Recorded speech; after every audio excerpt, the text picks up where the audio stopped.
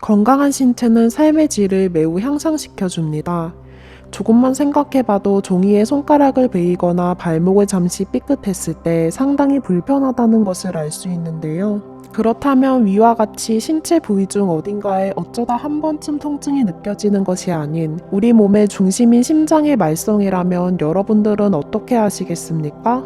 심장은 생명과 가장 밀접한 연관이 있다고 해도 과언이 아닙니다. 심장이 멈춘다는 것은 곧 죽음을 의미할 정도이기 때문인데요. 우리는 우리의 몸 구석구석에 혈액을 배달하기 위해 열심히 펌프질하는 심장을 건강한 음식을 통해서 지켜줄 수 있어야 합니다. 평소 다이어트에 관심이 많았던 분들이라면 지중해식 식단에 대해 한 번쯤은 들어보셨을 텐데요. 삼성 서울병원에 따르면 많은 연구자들이 이탈리아, 그리스, 스페인 등 지중해 연안에 거주하는 사람들이 서유럽과 영국인들에 비해 더 날씬하며 건강하다는 사실에 기인하여 그들의 식사를 연구하기 시작했다고 합니다. 그 결과 지중해 사람들은 전곡류, 채소, 과일과 더불어 올리브 오일, 레드와인, 신선한 토마토 등을 더 빈번하게 섭취한다는 공통점을 발견했다는데요. 1993년 처음으로 지중해 다이어트라는 용어가 도입되었으며 그 이후 심장병과 암 위험률을 감소시키는 데 도움이 되는 식사로 흔히 알려지게 되었다고 합니다.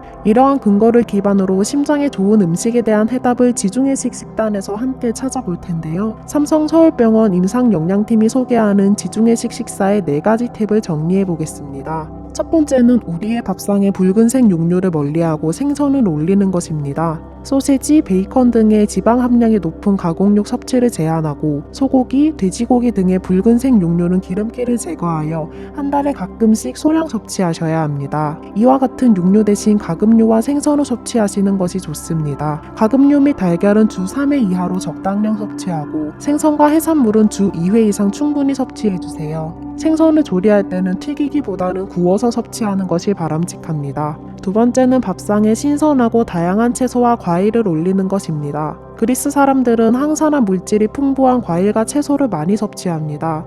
특히 가공되고 정제된 식품보다는 신선한 식품을 선택하는데요. 매끼 식사에 토마토, 귤, 당근, 브로콜리, 키위, 포도, 양파 등 다양한 색상의 채소와 과일을 골고루 섭취하는 것이 도움이 됩니다. 채소는 매끼 2접시 이상 반찬으로 충분히 섭취하고 과일은 사과의 경우 2분의 1개, 바나나는 1개 등 간식으로 적당량 섭취하시면 됩니다. 세 번째는 버터와 마가린보단 올리브 오일과 카놀라 오일을 활용하는 것입니다. 지중해식 식사의 가장 큰 특징은 건강에 좋은 지방을 섭취하는 것인데요. 따라서 버터와 마가린 대신에 올리브 오일 또는 카놀라 오일을 섭취해주세요. 올리브 오일은 나쁜 LDL 콜레스테롤을 낮춰주고 카놀라 오일은 오메가3 지방산이 풍부하여 혈관 및 심장 건강에 도움이 됩니다.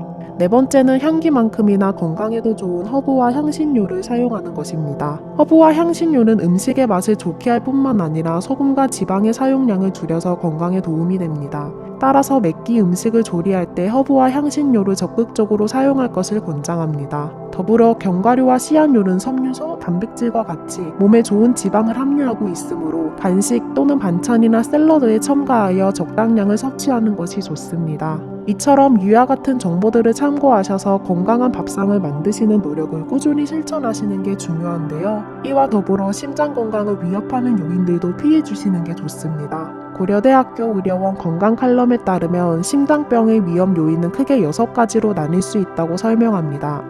고혈압, 나쁜 콜레스테롤과 지방, 당뇨병, 흡연, 스트레스와 같은 요인들은 혈관에 염증을 불러오고 동맥 경화를 유발한다고 하는데요. 혈관은 원래 실크같이 깨끗하나 계속적인 자극이 오면 흠집이 생기고 그 흠집 사이에 콜레스테롤과 노폐물이 쌓인다고 합니다. 좁아진 혈관은 결국 막히거나 파열하는데 이를 동맥 경화라고 부르며 금연과 운동, 올바른 식습관을 유지하더라도 스트레스 관리에 실패한다면 모두 헛수고가 된다고 경고하고 있습니다. 그렇기 때문에 자신만의 스트레스 관리법을 찾는 것이 중요하며 하루 10분 명상, 요가, 악기 연주와 같은 취미생활, 봉사활동 등이 도움이 된다고 덧붙이고 있습니다. 이와 더불어 질병관리본부에서는 규칙적인 생활습관, 근육이완법, 복식호흡법, 명상 등으로 스트레스를 관리할 수 있다고 제시하고 있는데요. 식약처로부터 기능성을 인증받은 성분을 통해서도 스트레스 관리에 도움을 받아볼 수 있습니다.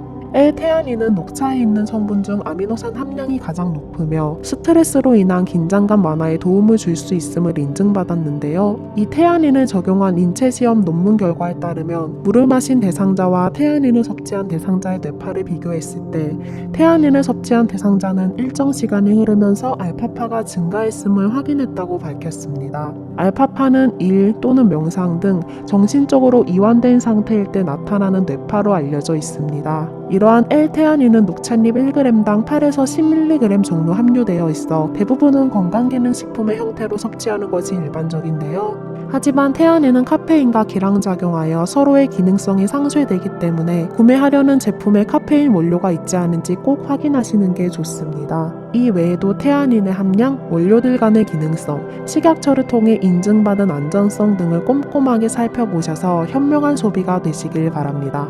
제가 준비한 내용은 여기까지인데요. 잠시도 쉬지 않고 열심히 펌프질하는 심장을 위해 오늘부터라도 신선한 식재료들을 올려 건강한 밥상을 만들어 보시는 건 어떨까요?